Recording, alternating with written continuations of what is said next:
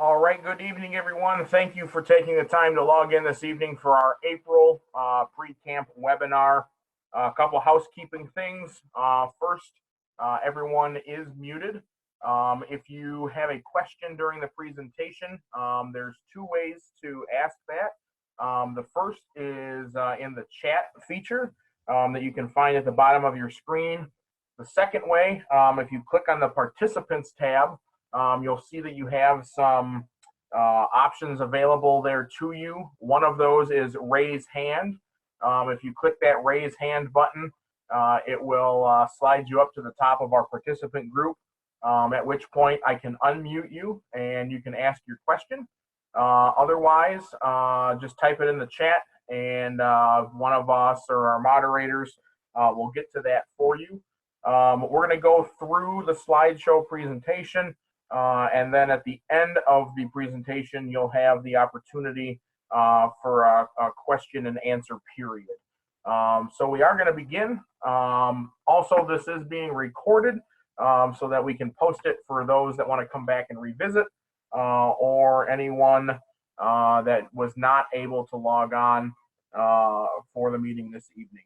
So to get started, the first thing that I definitely want to talk about is an update on COVID-19 and what's going on there. And to cover that, I'm simply going to put up and read our statement that we sent out to everyone, and that's posted on our website.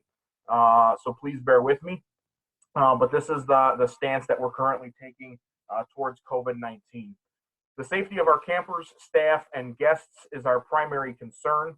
The MCC is continuing to plan for a summer camp program and will continue to plan for a summer camping program until it is no longer feasible to do so.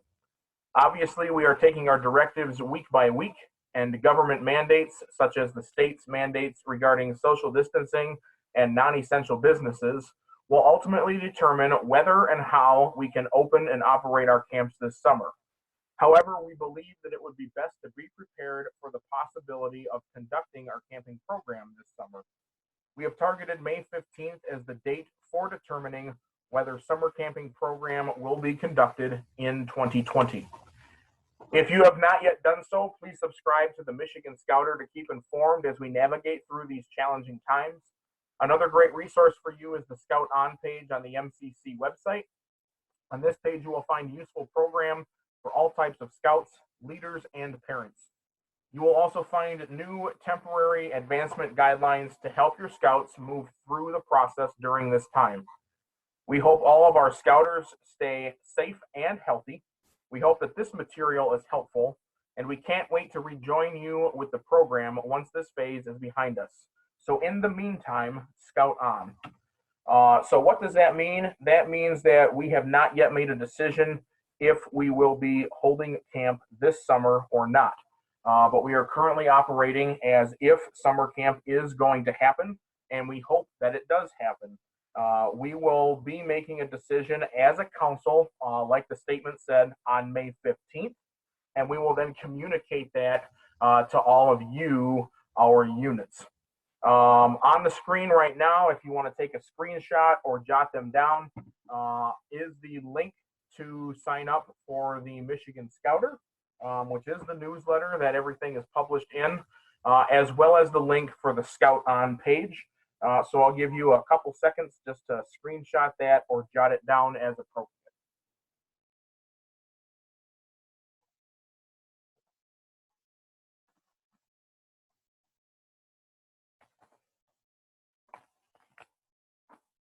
All right, the next big question that we are getting has to do with our final payment and refund policy. Again, final payments can be paid anytime between now and May 31st. However, per the email that everyone should have received today, May 4th is still the main deadline that you are aiming for. But we have taken away the late fee as it pertains to summer camp this year. You need to know that no refunds except for COVID-19 related issues or other issues that are listed in the MCC refund policy will be given after May 31st. Any unused camper slots that you currently have on your reservation need to be dropped before May 31st, or they are subject to the MCC refund policy, which basically states that after May 31st, you are financially responsible for the total fees for that spot that you purchased, which is $330 per youth spot and $160 per adult spot.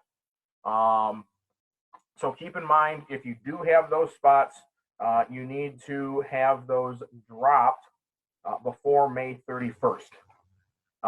Those spots, because they are extra spots, are still subject to the MCC refund policy, meaning that there is a $49.50 cancellation fee for a youth camper spot and a $24 cancellation fee for the adult camping spot.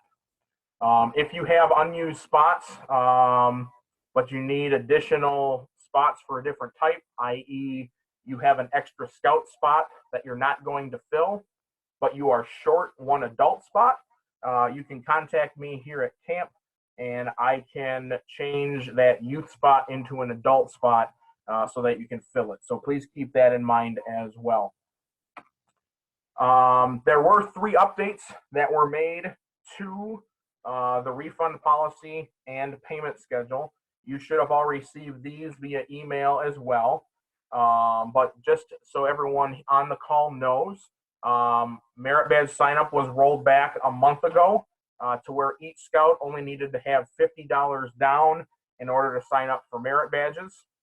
The addendum to our refund policy now states that any unit or individual participant that wishes to cancel their Scouts BSA or Cub Scout resident camp reservation due to any COVID-19 concern will receive a 100% refund of their camp fees paid, as long as that notification is made at least 14 days before your arrival date at summer camp. That notification must be in writing, and it needs to come to me or to Bill Light, our Outdoor Adventures Reservation Manager. Again, that date is 14 days before your arrival.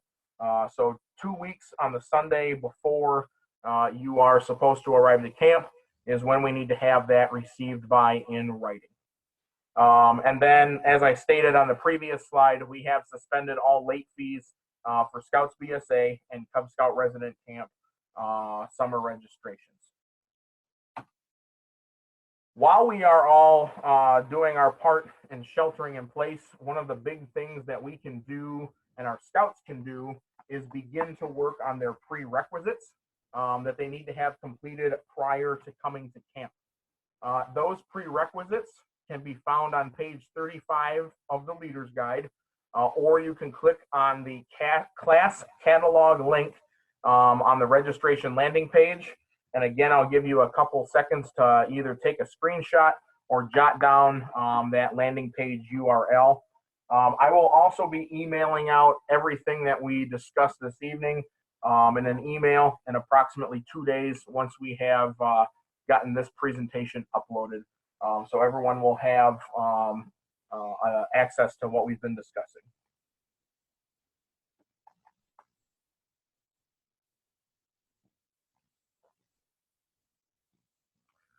All right, the other thing to keep in mind with prerequisites, this year we instituted the new prerequisite verification card.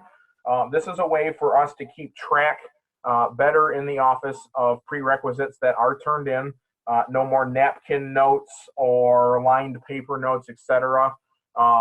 These cards must be used to verify a scout's completion of prerequisites, and it needs to be signed off by the scoutmaster or the acting scoutmaster in camp. There is a PDF of these verification cards, 3 per sheet, available on that same registration landing page. They are available in a form fill format, so you can type them up. And if you download that to your computer, you can also sign them digitally, and we will accept that digital signature as well as a hard signature. But your scouts will need to take these signed off, completed verification cards with them to merit badge classes on Monday, where they will be collected by the merit badge counselor.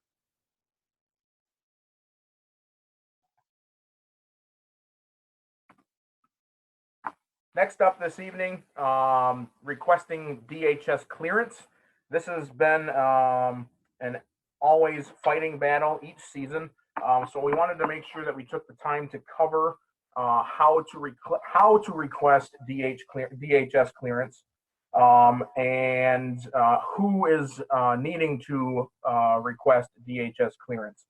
Also, change in the state verbiage, which we've been discussing since January on how that's going to happen. So for Central Registry clearance, all adults 21 years of age and older are required to have a DHS clearance form to be on camp property. That is unit leaders, that is parents, that is day visitors, that is older brothers and sisters, that is grandparents, anyone that will be coming onto the camp property that is over the age of 21 is required to have a DHS clearance form to come onto the property. Forms need to be filled out and mailed to the address on your screen, which again, you'll be able to jot down or take a photo of. For those of you on the phone, that address is the Michigan Department of Licensing and Regulatory Affairs, Bureau of Community and Health Systems, P.O. Box 30664, Lansing, Michigan 48909. You will see, those of you that are logged on via a device, a screenshot of what that form looks like. This is on our landing page. It's on the forms and documents page of the Michigan Crossroads Council Outdoor Adventures site. But you will need to fill out this form as well as include a copy of your driver's license. Mail it into the address that I just stated, and then make sure to check the results to have the results mailed to you. Do not mail the results to camp. There's a question on, do they need a form if they are coming to pick up a scout early from camp? If they are only going to be in the office and nowhere else, then no. If they are going to go into camp beyond the office, then yes. And I'll talk about that here in just a second. The results typically take about a 2-week turnaround time. Don't wait until there's only 2 weeks until you come to camp. Get this form to your families now so that they can fill them out and get those returned to them.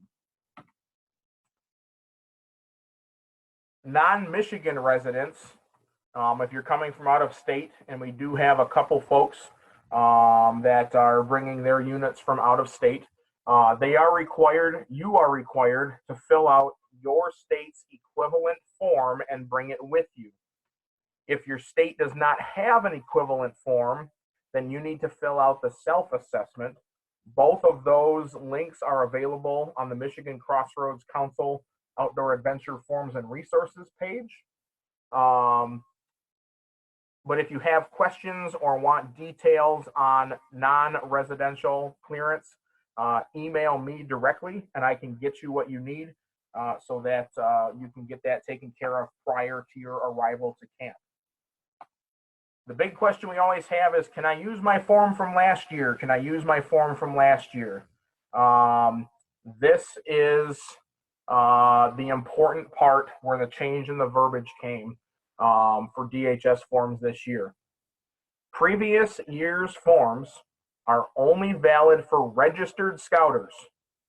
Okay, you have to be a registered scouter to use a previous year's form.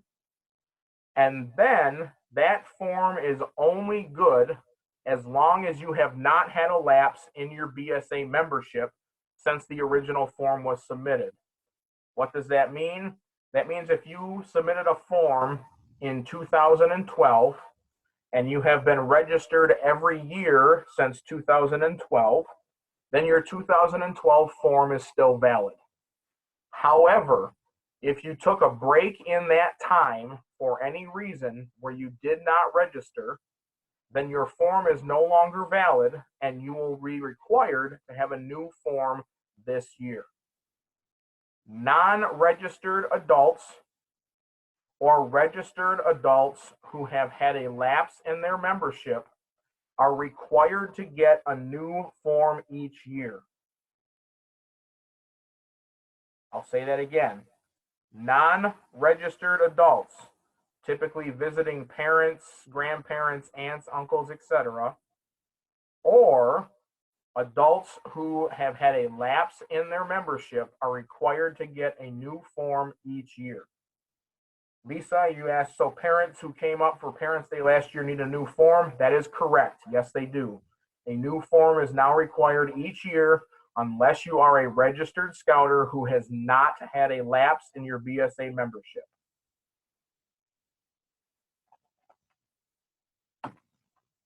There is no fee for the DHS clearance form. It's free. It doesn't cost anything other than your time and the cost of the envelope and the stamp to send it.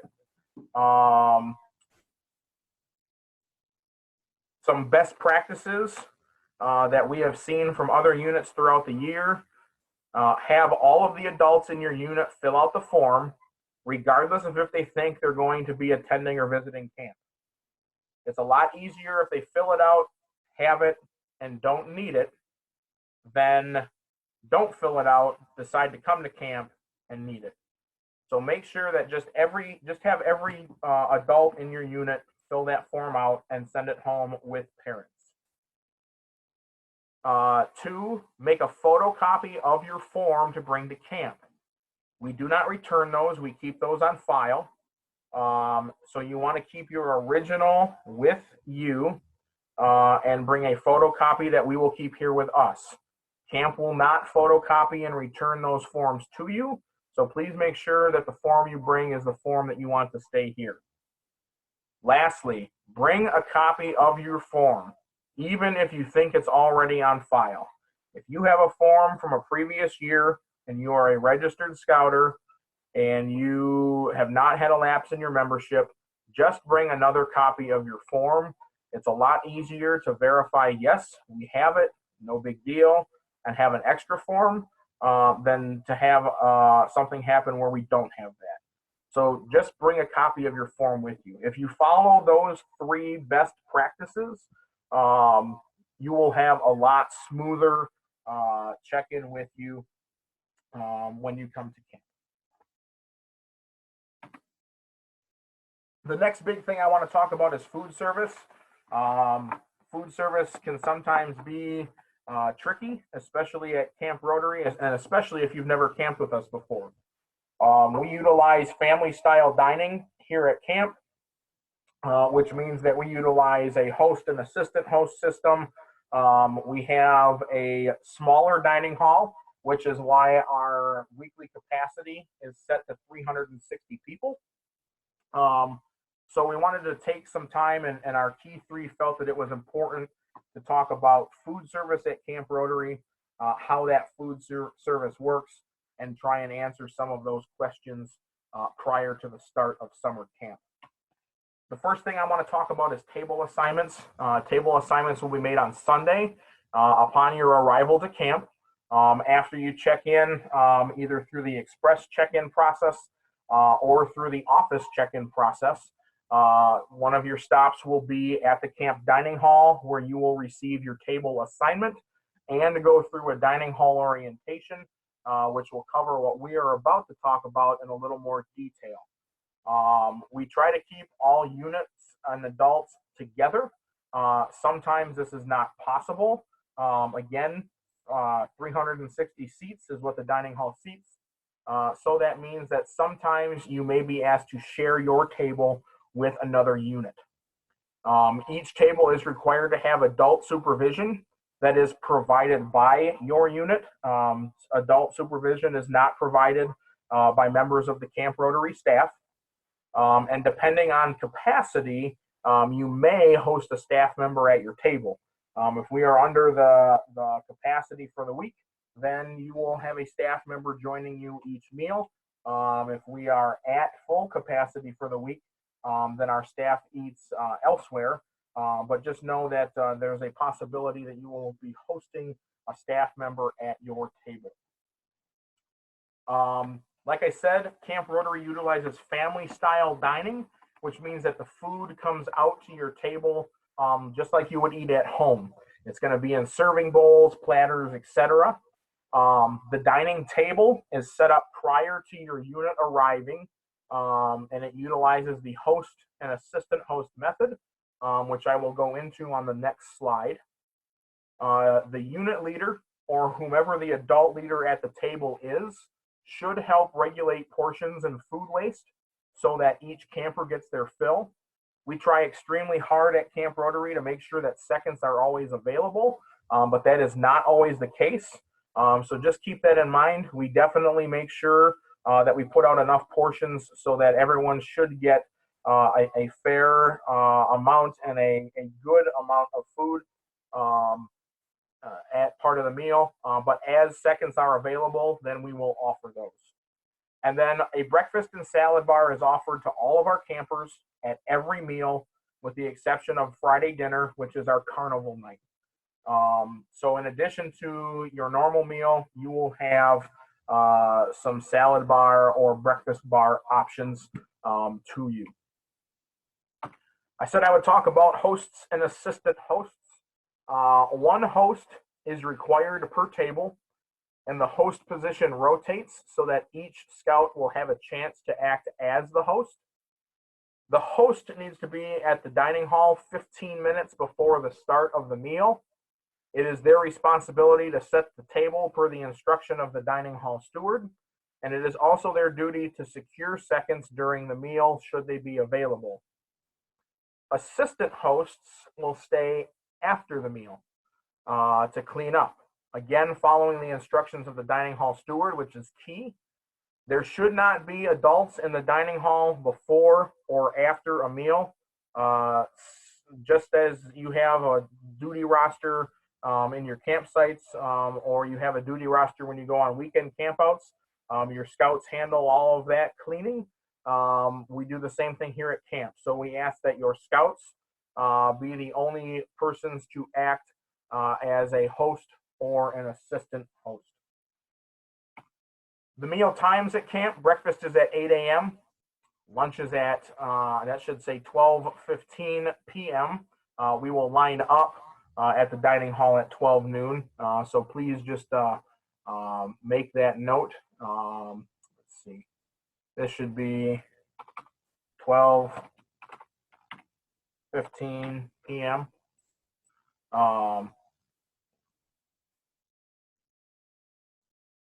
And then dinner is at 6. Hosts need to arrive 15 minutes before the start of the meal, and assistant hosts will be there for approximately 15 minutes after the meal, and that is assuming that they follow the directions that are laid out by the dining hall steward. So keep those in mind as you are planning your week of camp.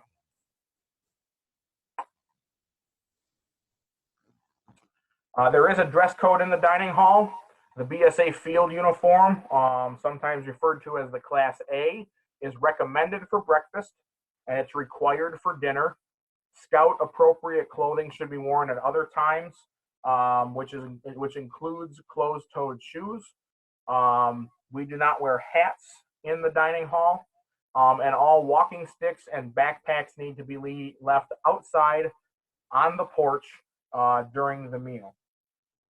A couple questions coming in. What time are morning colors? I know there was a change. We have pushed colors up for both morning and evening by 5 minutes over previous years. So morning colors and parade field assembly will be at 7:40, and evening parade field colors and assembly will be at 5:40. Steve is asking about the buddy system with the host and assistant host traveling. Typically, there are multiple hosts and assistant hosts in each program area, which is where they will be dismissed from. If they don't have a buddy, they can take a buddy from the unit with them, and then that buddy can line up on the porch before the start of the meal.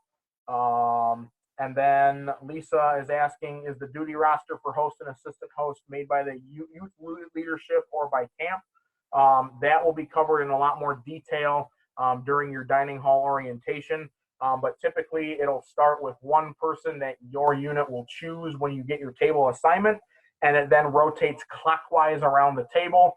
So you stay in the same seat during the week, but the host and assistant host position will rotate.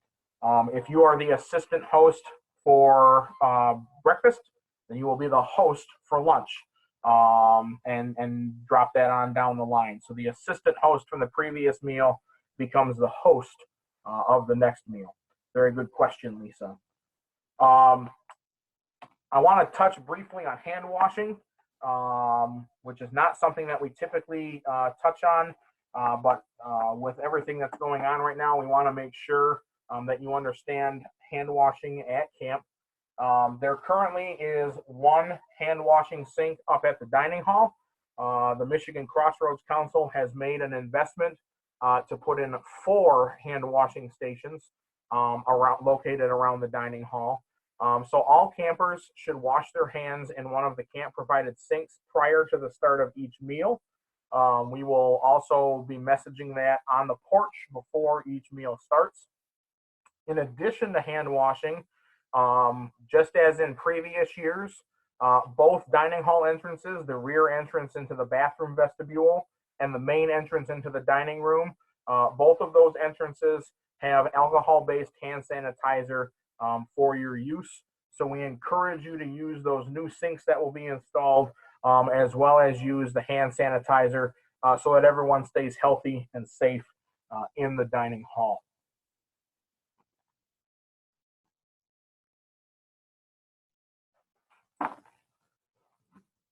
What you see on your screen now should be our final menu for summer as we move forward. So you will see your menu there. Please note that almost every single one of our menu items does have a gluten-free option, and most of our menu items have a vegetarian option. You will, if you have a special dietary concern, one, we'll talk on those here over the next 3 slides, but we will also have the opportunity for you to meet with our kitchen director, Amanda, and she will work with you to make sure that your food and special dietary needs are met during the week. But this is what we're looking at for the 2020 camping menu. We do make it a practice here at camp to accommodate everyone that has some sort of special dietary need, whether that's a lifestyle need, such as vegetarian or vegan, or if it is a medical need, such as gluten-free, diabetic, etc. We want to make sure that you are eating well at camp when you come and visit us. In order for us to be able to do that, you need to contact me at the camp office line at least 2 weeks prior to your arrival to camp. You need to also list on your reservation and fill out the MCC Dietary Request form. And know that there are some special dietary needs that we will just not be able to accommodate. If that's the case, we will work with you with a place for you to bring your own food and store and prepare. Please know that our kitchen here, as well as all of the kitchens in the Michigan Crossroads Council, are nut-free facilities. And also know that here at Camp Rotary, we have a station set up specifically for special dietary needs, special pots, special pans, and only special dietary foods are prepared in those. So keep that in mind as well. on your reservation, and I'll show you this too live in just a second. There are two spots. There's the medical concerns and there's the dietary restrictions page. Those are required for you to fill in order to proceed with your reservation. And I know most of you have done that already. Give me 1 second to pull it up here.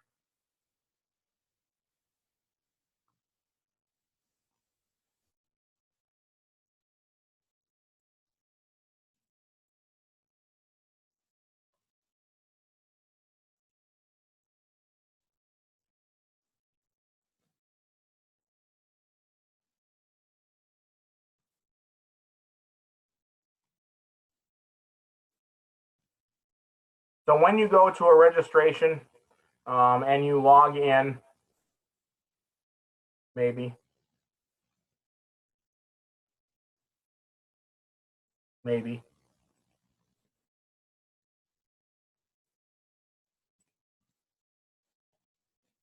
oh, it's not going to work today.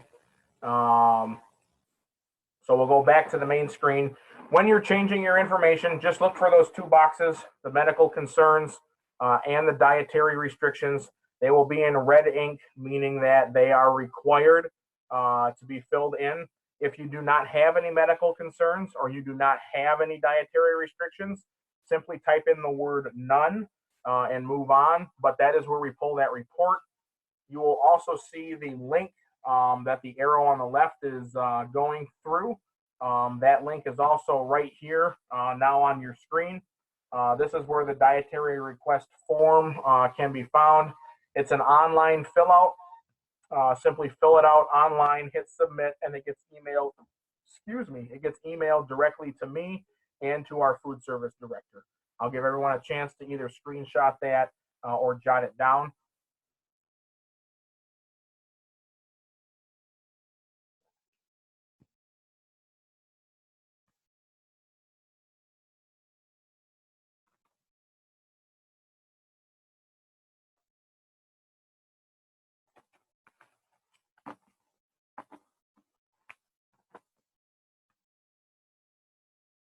All right, the last thing that I have on our agenda moving forward, we still have some staffing needs on our camp staff this summer. These were emailed to you about a week ago, but I wanted to share them here as well. We are still looking for staff in the following areas. We're looking for an 18-year-old or older cook, an 18-year-old or older food service staff, an 18-year-old or older cope and climbing instructor, and a 16-year-old or older trading post sales staff person. If you know of someone in your troop, if you know of someone in your family, if you know of a family friend or the child of a family friend that would fit in with the camp staff, and those of you that have been to camp before on this call obviously know kind of what it takes to be a staff member. I encourage you to have them apply with us. There is no prior experience needed. There is no scouting background needed. Simply looking for a strong working individual that has a good work ethic and has a positive attitude. We will provide all of the training that is needed for all of these positions. If they are interested, they can contact me directly at 989-386-7943 or at andrew.wright@scouting.org. Or they can apply on our website, which is now up on your screen, michiganscouting.org/camp staff app, APP. Simply log in there, fill out the application, hit submit. That is emailed directly to myself and to our program director, Ken McCaffrey, for review. And then the question that we always get asked is, well, my scout was signed up to come to camp and you hired them. If we hire your scout that was registered to come to camp to work for us, they will receive a 100% refund. So that concludes the topics that we wanted to talk about for this meeting. I'm going to open it up here for questions in just a second. Again, if you have a question, you can feel free to type it in the chat or you can raise your hand. Let's see, Doug has a question. Doug, go ahead. So I have a question about the prerequisite form that you showed for the Scoutmasters. Uh-huh.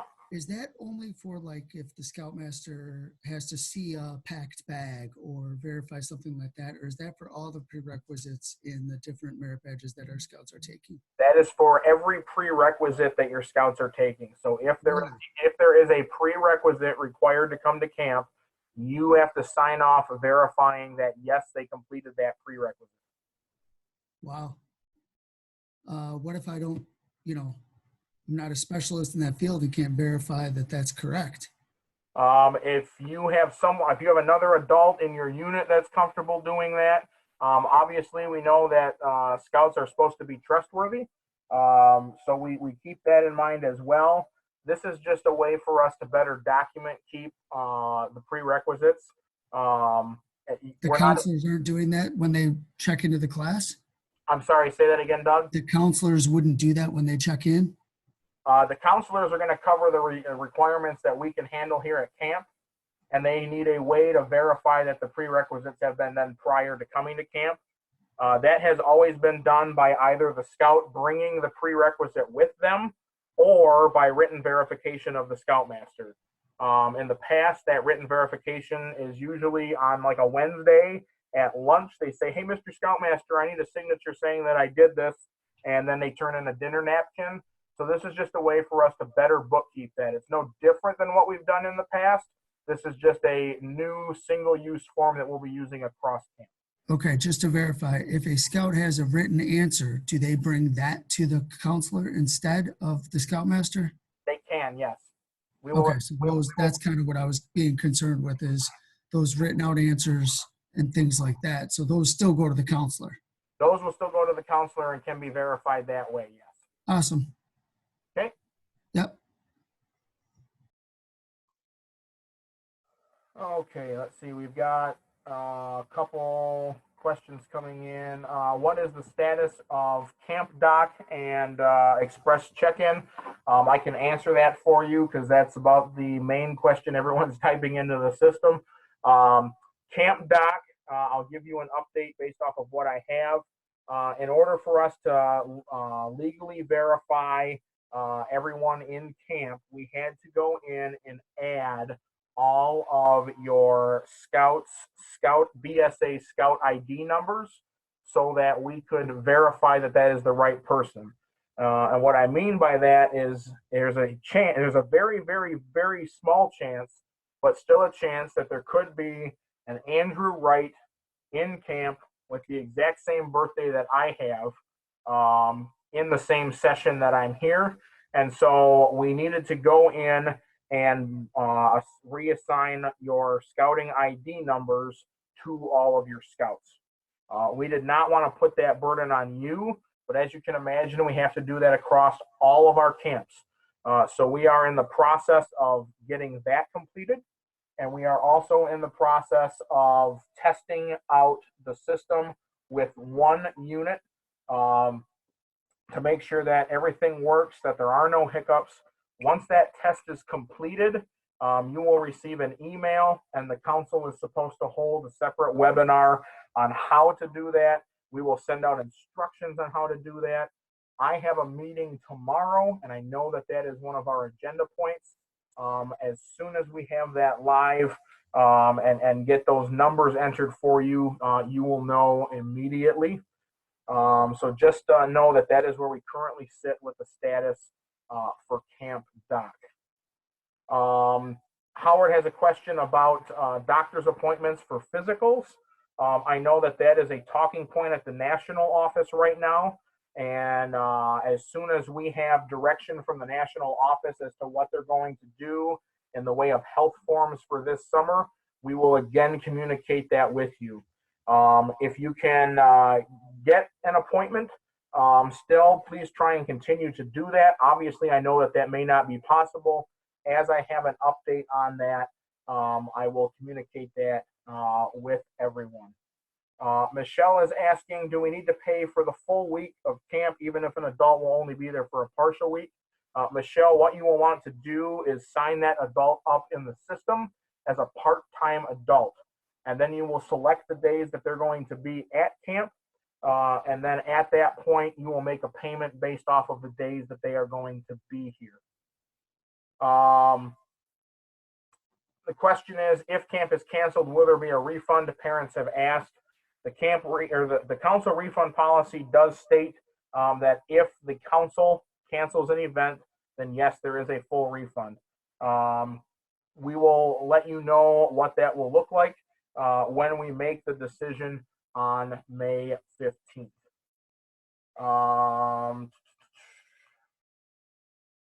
Jim is asking about international assistant scoutmasters and DHS clearance. You have an adult who is currently stationed in Bolivia. Jim, if you could send me an email to that fact at andrew.wright@scouting.org, I can answer that better for you offline.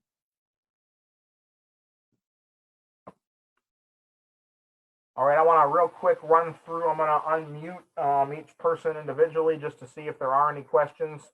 So April from Troop 603. No questions. Thank you. All right, thank you. Aaron, any questions? I'm all set. Thank you, Andrew. All righty. Anthony? No, I'm all set, Doug. All right, thank you. Brian Herman, Troop 1699. No additional questions. All right, thank you.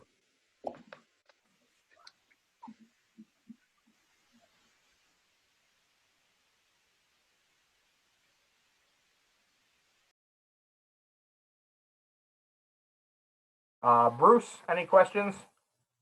No, I'm good. Thank you. All righty. Brian Salisbury.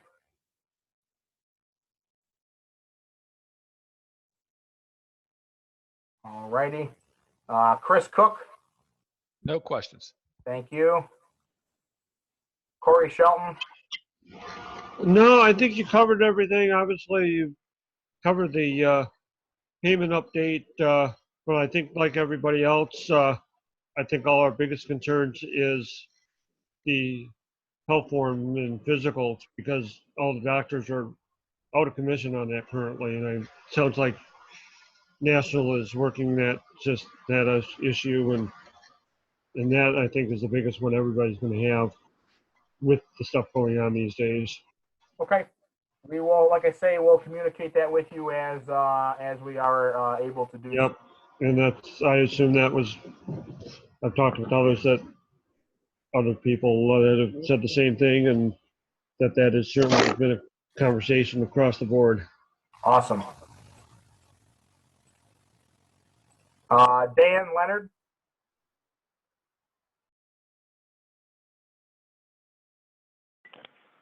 Hey Andrew, this is Dan. I'm on the phone, so we weren't able to get you through on the computer. Just as a heads up, I don't know if you said you were in a meeting later on this week. I don't know if you could bring up the Part C for the health form, because I'm not getting much answers on that. Because down in the Detroit area, I know there's a lot of people that cannot get into doctor appointments to get that Part C filled out. Yeah, like I just stated, we're in the process of working directly with National on what that's going to look like, as well as with state licensing. I talked with Brad Murray, Director of Outdoor Adventures, earlier today on that topic, and it's something that we are well aware of. But again, we're waiting for that direction from the national office and from the state of Michigan. As soon as we have that information, we will share that with you. Okay, sounds good. Thank you very much. Dave Lobbs? No, sir. All right, thank you. Diana? I'm good, thank you.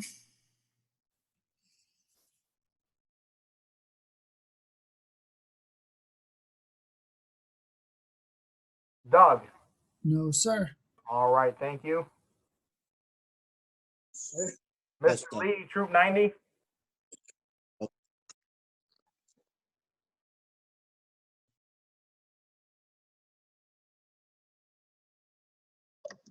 Holger? No question from Troop 407. After many years at Camp Rotary, thanks for a good webinar. Thank you. Howard Long? Andrew, I think we're doing pretty good for right now. We're just praying that there'll be summer camp. Me too, buddy. Me too. Thank you, Howard. Jason?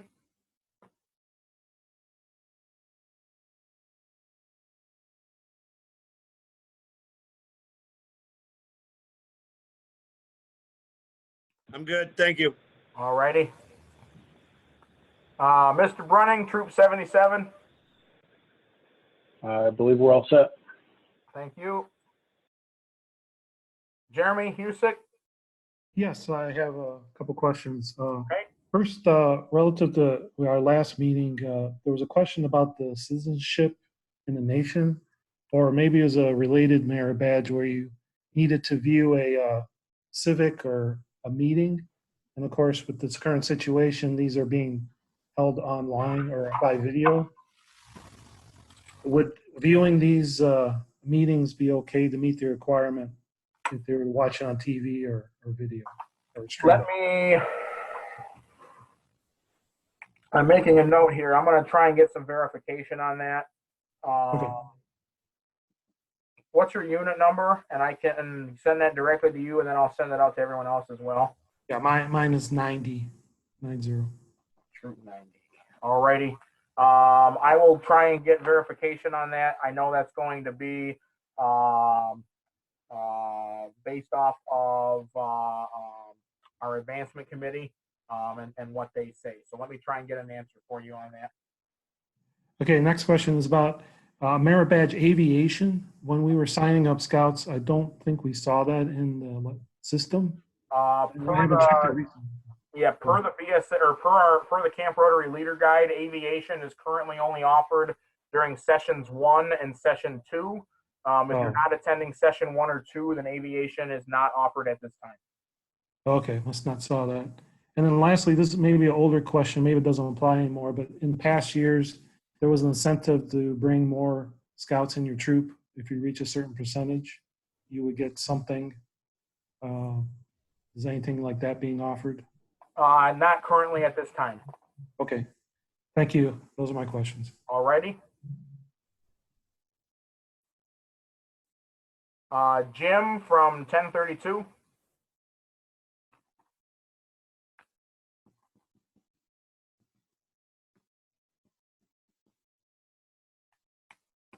All right. John from 113. Yeah, hi, Andrew. Thanks for the good updates tonight. Just one question. When will we know if those that applied for camperships have been received, if they've received them? Camperships are unfortunately not issued by camp. That's all done by your field service council. The best answer I have for you is to reach out to your unit service executive. If you have not heard anything at this point in time, they're going to have more information than I will. Great. Thank you so much. Yep.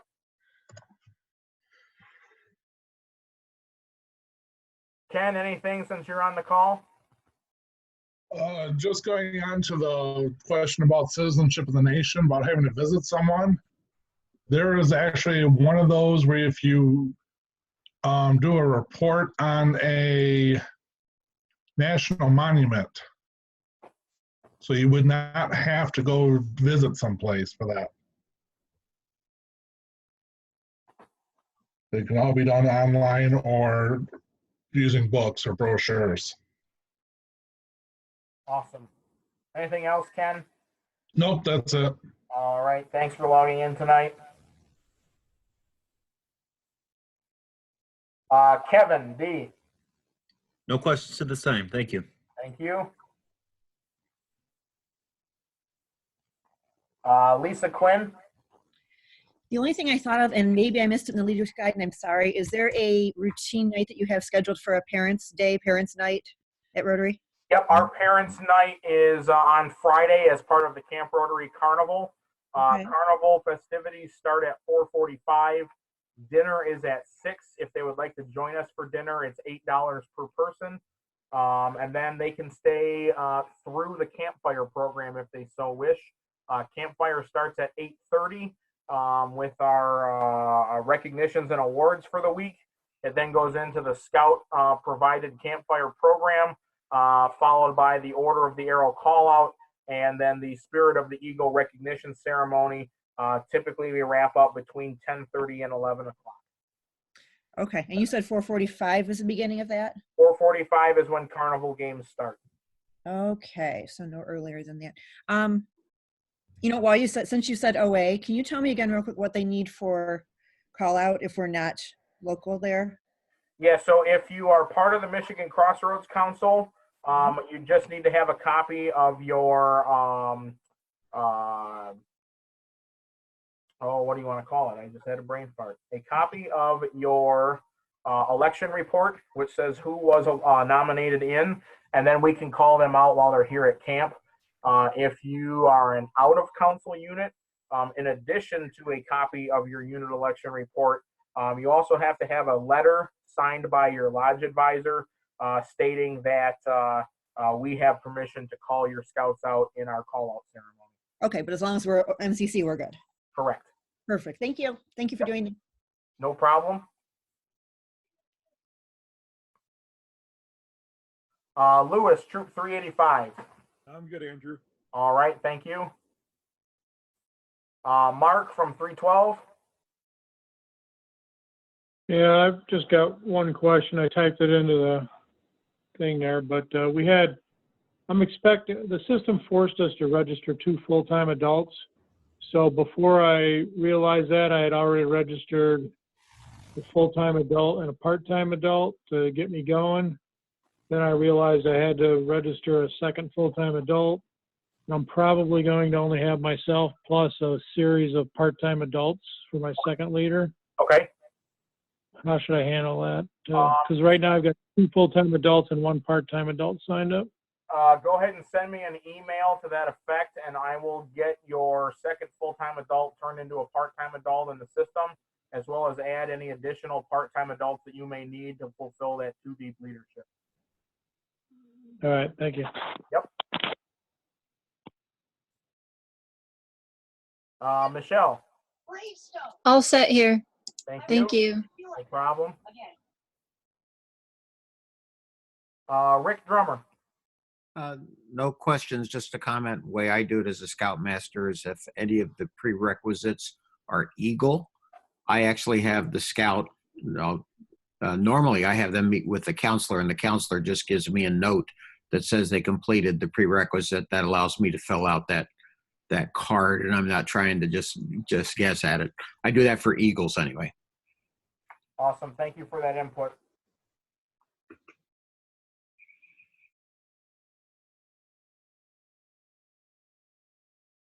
Russell Hall.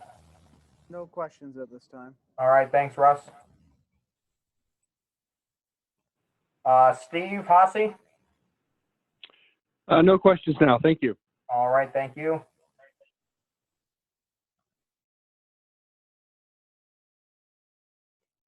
Sue Lobbs.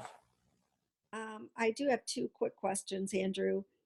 With some of the other summer activities being canceled for some of our kids, is there a chance, once it's decided on May 15th, is there a chance that we could add anybody on if they choose to do that? It'll depend on what I have in the way of capacity. I have the ability to overbook camp, but that goes into overflow seating on my back deck of the dining hall. And then from there, we have to look at, there's still a limited number of seats out there as well. So once we move forward with a decision on summer camp, if we are hosting summer camp, and there are scouts that can now come, that'll be on a case-by-case basis based off of the availability during that week. Okay. And you might have covered this already. I'm sorry, I came in a little bit late, but there was some confusion about using the old Form C and the new Form C. I thought I read that we could still use the old one for 1 more year. Is that correct? You can use the old health form until December 31st of this year, at which point the new health form will be required going into next year. Okay, that's what I thought. Thanks for confirming. Yep, no problem. Thomas Hoblet?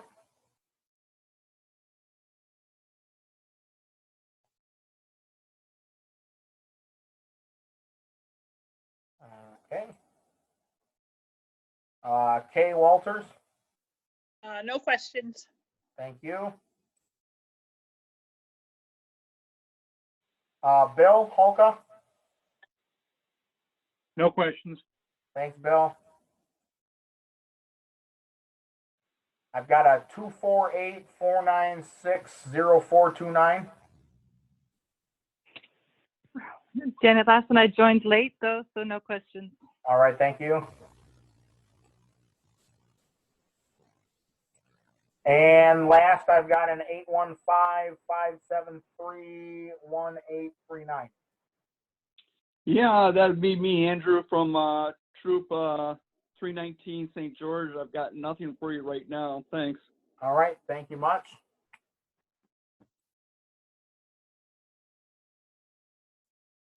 Seeing nothing else in the chat window in the way of questions, and seeing no more hands raised, I would like to again thank everyone for logging in with us this evening. Like I said, we will have this webinar posted in about 2 days. So if you need to come back and review anything, or anyone in your unit that wants to see what was going on, they will have the opportunity to sit and watch that. Our next webinar, which is the final in this webinar series, is scheduled for May 20th at this same URL at the same time, 7:30 until 9 o'clock. We hope that you'll join us then. If a decision is made in the way of not holding camp, obviously that webinar may be canceled, or we may use that as a way to communicate with you what's going to happen moving forward. So just pay attention to your emails and stay tuned, because we will communicate that with you either way. With that, I want to say thank you, and everyone, please stay healthy and stay safe. And we hope to see you here at camp this summer. Have a good night, everyone.